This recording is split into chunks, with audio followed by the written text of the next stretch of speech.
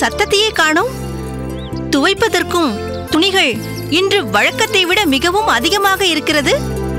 வேலை பளுவினால்தான் வேண்டாத பேச்சதற்கு என்று பேசாமல் இருக்கிறீர்களோ? ஏனடி என் வாயை பிடுங்குகிறாய்? எப்போதும் போல் பேசிக்கொண்டுதான் இருக்கிறேன். எதையாவது சொல்லி என் வாயை பிடுங்க வேண்டும் உனக்கு. அப்படி இல்லை பாட்டி. நீங்கள் ஏதாவது சுவாரஸ்யமாக பேசுவீர்கள். அதை கேட்டபடியே கிடுகிடுவென்று நானும் துணிகளை துவைத்து விடுவேன். இன்று பாருங்கள், வேலையே ஓட மாட்டேன் என்கிறது. சரி, நான் சொன்ன மாதிரியே இன்று துவைப்பதற்கு நிறைய துணிகள் இருக்கிறதே. ஊரிலிருந்து யாராவது வந்திருக்கிறார்களா? என்னத்தை சொல்ல, முகுந்தபுரத்திலிருந்து என் நாத்தனார் வந்திருக்கிறாள். அவளுக்கு 2 மாதத்திற்கு ஒரு முறையாவது அண்ணனகத்திற்கு வந்து சீராட வேண்டும். 10 நாள் கூடாரம் அடித்துக் கொண்டு தங்க வேண்டும். அண்ணன் நகத்திலிருந்து கண்டதையும் சுருட்டி கொண்டு போக வேண்டும். ஆமாம் ஆமாம், போன மாதம் கூட வந்திருந்தார்கள் போலிருக்கிறது. பார்த்தாயா நீ? பார்த்தேன். இந்த வயதிலும் எப்படி பளிச்சென்று இருக்கிறார் உங்கள் நாத்தனார். அடியே, போன மாதம் நீ பார்த்தது என் நாத்தனார் இல்லை, என் ஒன்று விட்ட தங்கையை. ஓஹோ, என் நாத்தனாரை நீ பார்த்ததே இல்லை போல் இருக்கிறது. அவள் எங்கே பளிச்சென்று இருப்பாள்? கத்திரிக்காய்க்கு கையும் காலும் முளைத்தது போல் பிசுக்கு சிக்கென்று நடந்து கொண்டு குயில் நிறத்தில் மயில் குரலோடு. போதுமே, கல்யாணத்திற்கு முன்னால் என் நாத்தனாரை நான் பார்த்திருந்தால் என் நகத்துக்காரரை கல்யாணமே செய்து கொண்டிருக்க மாட்டேன். பார்த்தாயா, இதற்குத்தான் நான் சொன்னேன் பேச மாட்டேன் என்று. வேலை கேட்டு விட்டது. சரி சரி, வேலையை கவனி.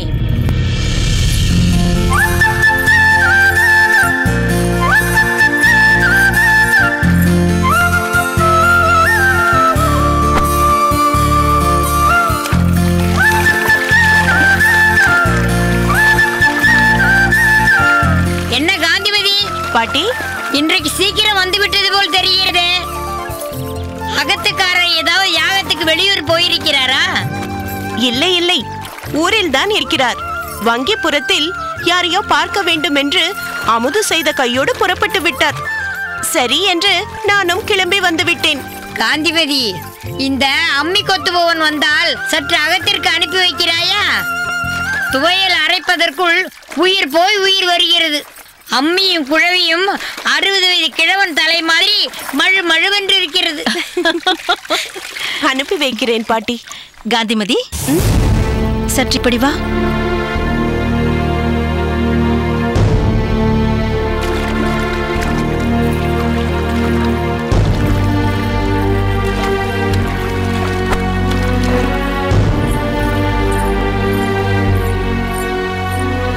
என்ன மாமி, ஏன் இங்கு அழைத்து வந்தீர்கள்? காந்திமதி, இப்போதுதானே பிரச்சனைகள் எல்லாம் ஒரு வழியாய் தீர்ந்து எல்லாம் சுமூகமாக போய்க் கொண்டிருக்கின்றன.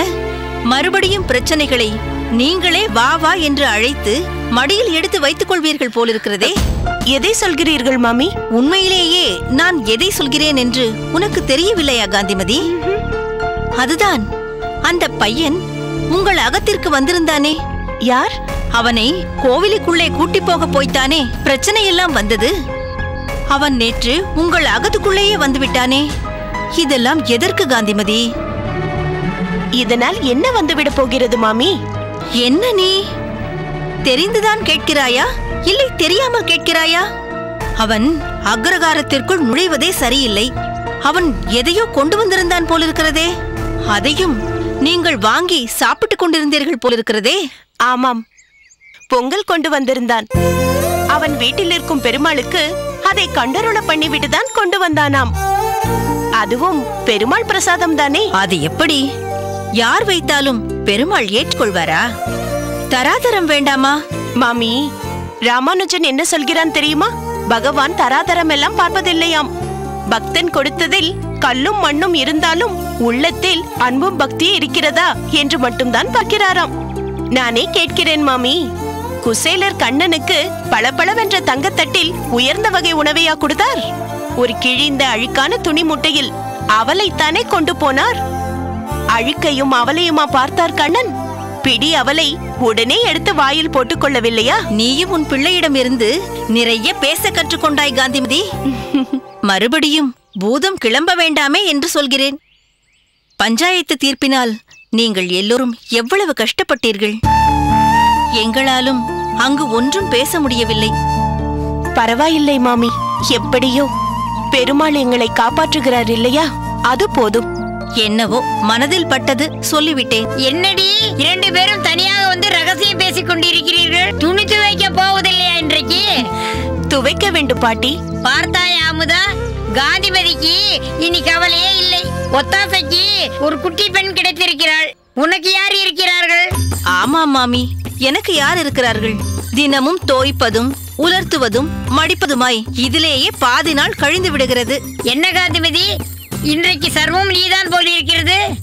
ஏன் உன் உதவியாளி நீ வரவில்லையா இன்றைக்கு? இதோ வந்துவிட்டேன் பாட்டி.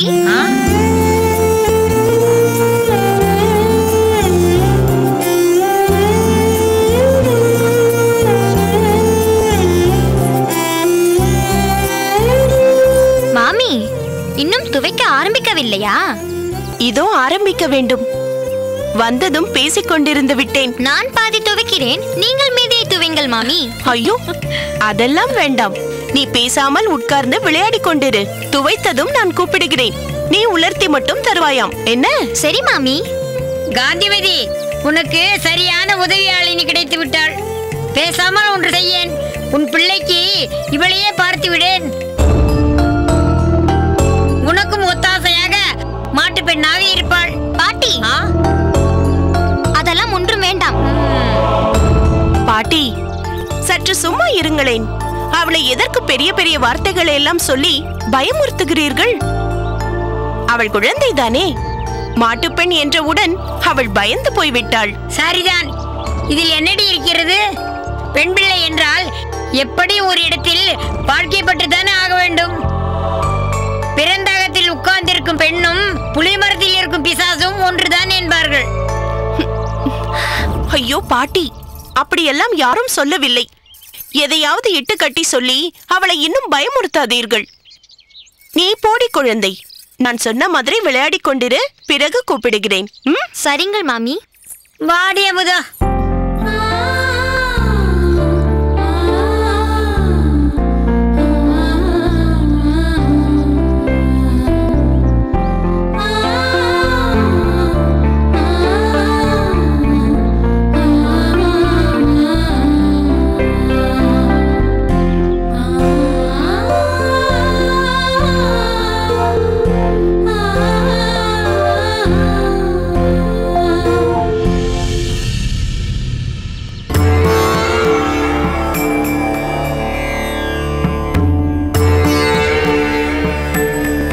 என்ன சக்கரை பொங்கல் தானே?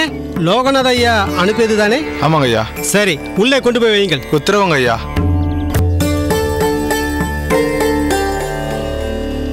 பட்டரே, நம் லோகநாத ஐயா கூறியது போலவே நெய்வேத்தியத்திற்கு 1000 தொன்னை சர்க்கரை பொங்கலை அனுப்பிவிட்டார். பார்த்தீர்களா?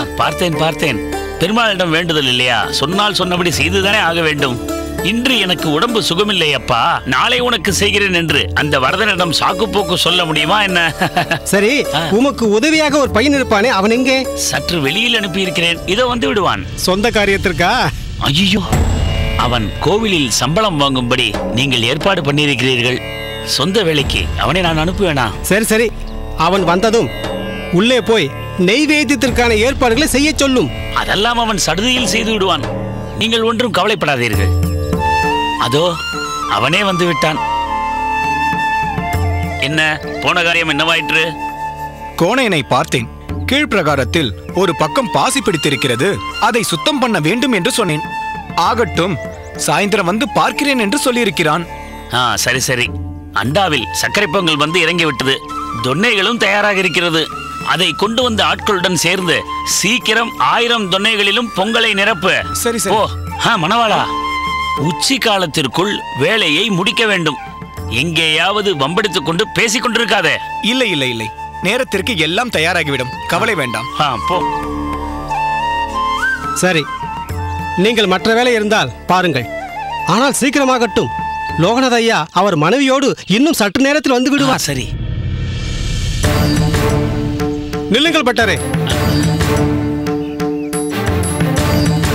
அங்கே பாரும், திருக்கட்சி வந்து கொண்டிருக்கிறார். வாரும்.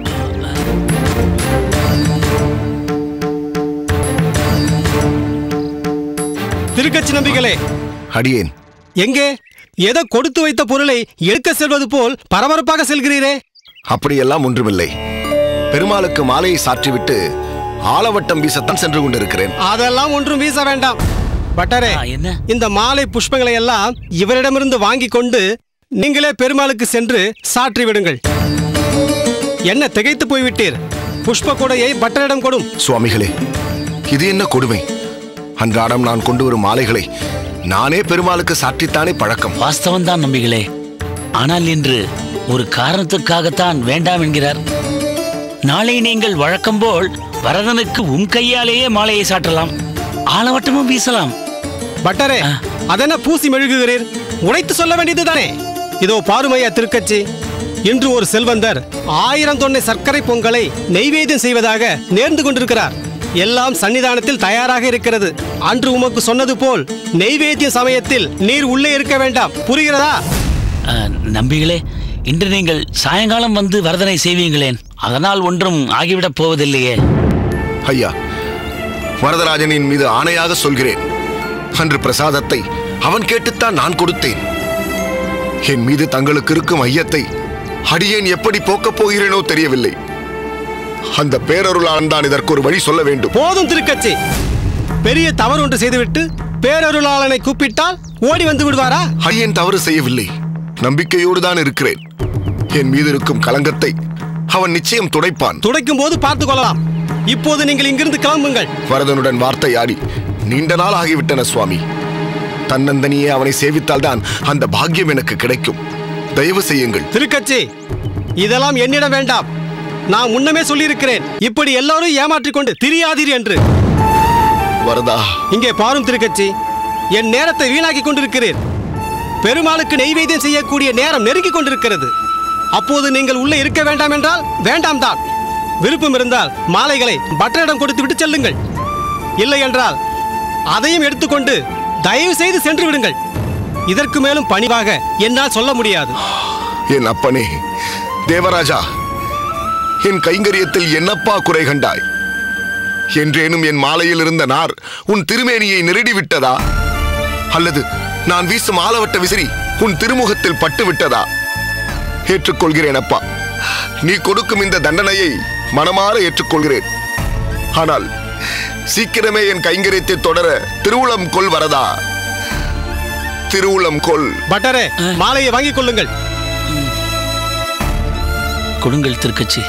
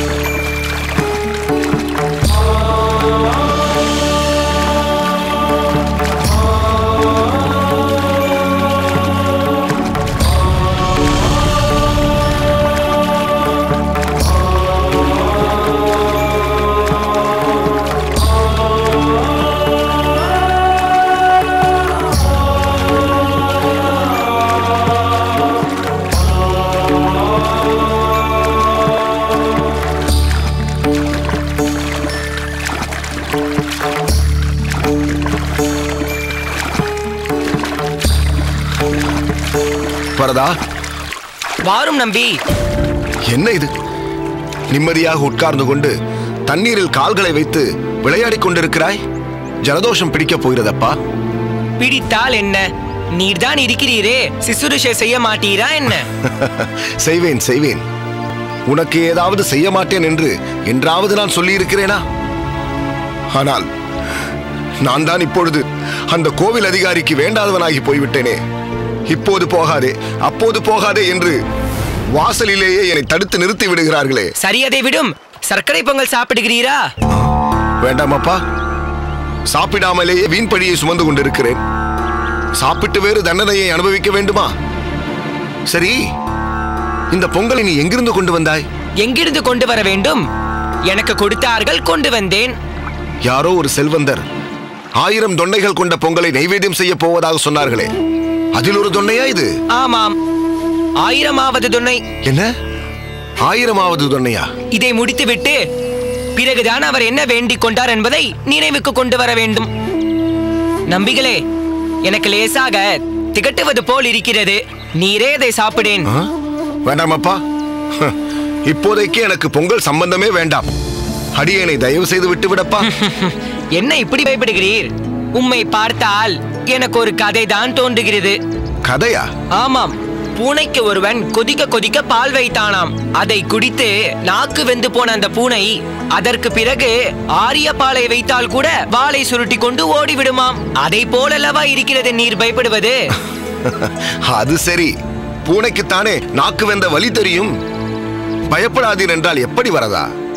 நான் தான் இருக்கிறேன் அப்பா, பிறகென்ன பயம்? நீ நினைத்த போது வருவாய் போவாய். ஆனால் நான் அப்படி இருக்க முடியுமா? இந்த உலகத்தாரோடு சேர்ந்திருக்க வேண்டியிருக்கிறதே, அவர்களுக்கு பணிந்தும் போக வேண்டியிருக்கிறதே. அதற்காக நான் உன்னுடனே சதா சர்வ காலமும் இருந்து விட முடியுமா என்ன? சரி, இப்போது இந்த பொங்கலை என்ன செய்யலாம்? உனக்கா சொல்லித்தர வேண்டும்? மண்ணை தின்றாயா மகனே என்று உன் அம்மா கேட்டபோது உன் வாயை திறந்து உலகத்தையும் காட்டியவனுக்கு இந்த சிறிய அளவு பொங்கலை சாப்பிட முடியாதா என்ன? அவன் கண்ணன், நான் வரதன். நீயும் அவனும் ஒன்றில்லை என்று என்னை குழப்ப பார்க்கிறாயா? எதற்கு வரதா? ஏற்கனவே அடியேன் குழம்பி போயிருக்கிறேன். வீண் பழியை சுமந்து கொண்டு திரிந்து கொண்டிருக்கிறேன். இவையெல்லாம் என்றுதான் சரியாகுமோ? நான் தான் அன்றே சொன்னேனே, முற்றுப்புள்ளி வைத்து விடுவோம் என்று. அதில் நம்பிக்கை இல்லை போல் தெரிகிறதே. நம்பிக்கை இல்லாமல் இல்லை வரதா. ஆனால் எப்போது முற்றுப்புள்ளி வைக்கப்படும் என்று யாராவது கோடி காட்டினால் பரவாயில்லை. அவ்வளவுதானே, அதையும் காட்டிவிட்டால் போகிறது. இதோ இதில் மீதி இருப்பதை சாப்பிட்டு விட்டால் எல்லாவற்றிற்கும் முற்றுப்புள்ளிதான். சரியாய் போயிற்று. பிரச்சனை ஏற்பட்டதே இதை சாப்பிட்டதனால் தானே. மீண்டும் சாப்பிட்டு பிரச்சனைக்கு ஒரு முற்றுப்புள்ளி வைக்க போகிறாயா? ஆமாம், முள் குத்தினால் முள்ளால் தானே எடுக்க வேண்டும். அப்படிதான் இதுவும். பேசாமல் நந்தவனத்திற்கு நடையை கட்டும். முற்றுப்புள்ளி வைத்தாகிவிட்டது என்ற செய்தி பாதி வழியில் உமக்கு கிட்டும். செல்லும் நம்பிகளே.